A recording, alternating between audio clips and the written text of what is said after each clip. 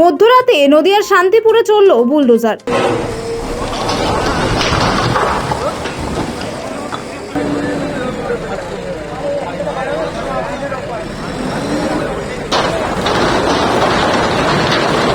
একাধিকবার অনুরোধের পর এবার সরকারি জায়গা জবরদখলকারী দোকানে মধ্যরাতে চলল বুলডোজার। মুখ্যমন্ত্রীর নির্দেশে সাড়া দিয়ে রাজ্যের পাশাপাশি নদিয়ার শান্তিপুরেও ইতিমধ্যে পৌরসভার ফুটপাত কিংবা বিভিন্ন সরকারি জমি জবরদখলকারীদের হাত থেকে উদ্ধারের জন্য সচেষ্ট হয়েছেন পৌরসভা। এ বিষয়ে মাইকিং মাপজোক, দোকানের দ্বারে দ্বারে গিয়ে হাত জোড় করে সাধারণ মানুষকে স্বাচ্ছন্দ্যে চলাফেরা করার অধিকার ফিরিয়ে দেওয়ার অনুনয় বিনিময় পর্ব শেষ হয়েছে। যদিও প্রায় সকলেই সে কথা মান্যতা দিয়ে পুনর্বাসনের অনুরোধ জানিয়ে সরে গেছেন অন্যত্র, কিন্তু সংখ্যায় অত্যন্ত কম হলেও দু একজন ব্যতিক্রমী হিসেবে যারা এখনো পর্যন্ত সরকারি সিদ্ধান্তকে গুরুত্ব না দিয়ে জবরদখলকারী অব্যাহত রেখেছে, তাদের দোকান ভেঙে দিতে উদ্যত হয় পৌরসভা। আজ রাত 11টা নাগাদ পৌরসভার chairman Subrata Ghosh, CSC member Subhajit De সহ বেশ কিছু কাউন্সিলরগণ, কনজারভেন্সি সহ সরকারি আধিকারিক, ইঞ্জিনিয়ার, সাফাই কর্মী এবং কর্মচারীবৃন্দ। অন্যদিকে বিদ্যুৎ দপ্তর, অগ্নি নির্বাপন দপ্তর, শান্তিপুর থানার বিভিন্ন পুলিশ কর্মী এবং আধিকারিকগণ ছিলেন এই অভিযানে। তবে প্রায় মধ্যরাতে কেন এ প্রসঙ্গে পৌরসভার পক্ষ থেকে জানানো হয়, দিনে ব্যবসায়ীরা কর্মব্যস্ত থাকেন, অন্যদিকে জনবহুল এলাকায় পথচারীদের সমস্যা হতে পারে, তাই রাতে।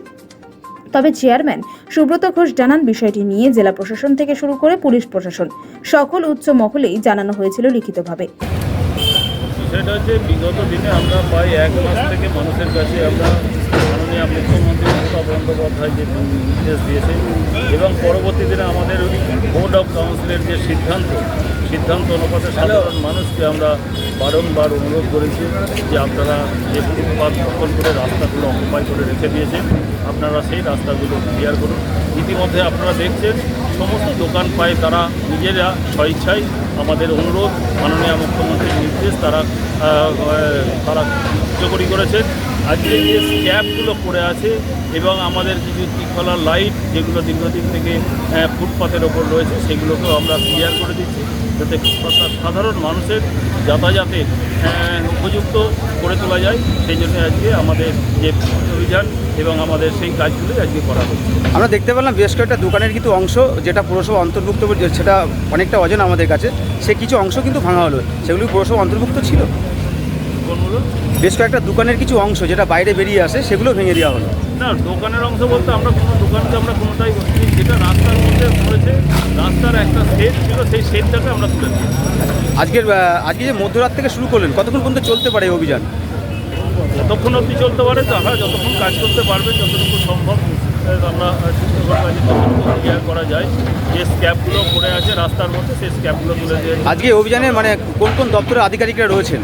আজকে এখানে রয়েছে আমাদের ফায়ার ব্রিগেডের আধিকারিকরা রয়েছে, পুলিশ প্রশাসনের আধিকারিক রয়েছে এবং আমাদের পৌরসভার সমস্ত কাউন্সিলররা রয়েছে এবং আমার পৌরসভার ইঞ্জিনিয়াররা রয়েছে, আমার পৌরসভার ইও সাহেব রয়েছেন। সকলে মিলে আমরা রাস্তায় বেরিয়েছি যাতে এই ফুটপাতের মধ্যে যে দোকানগুলো অকুপাই করে রেখে দিয়েছিলেন, তারা অলরেডি মাননীয় মুখ্যমন্ত্রীর নির্দেশ, আমি কথা বলছিলাম, এবং পৌরসভার নির্দেশ তারা কিন্তু মান্যতা দিয়েছে। তারা কিন্তু অলরেডি তাদের দোকান তারা অন্যত্র কিন্তু সরিয়ে ফেলেছে।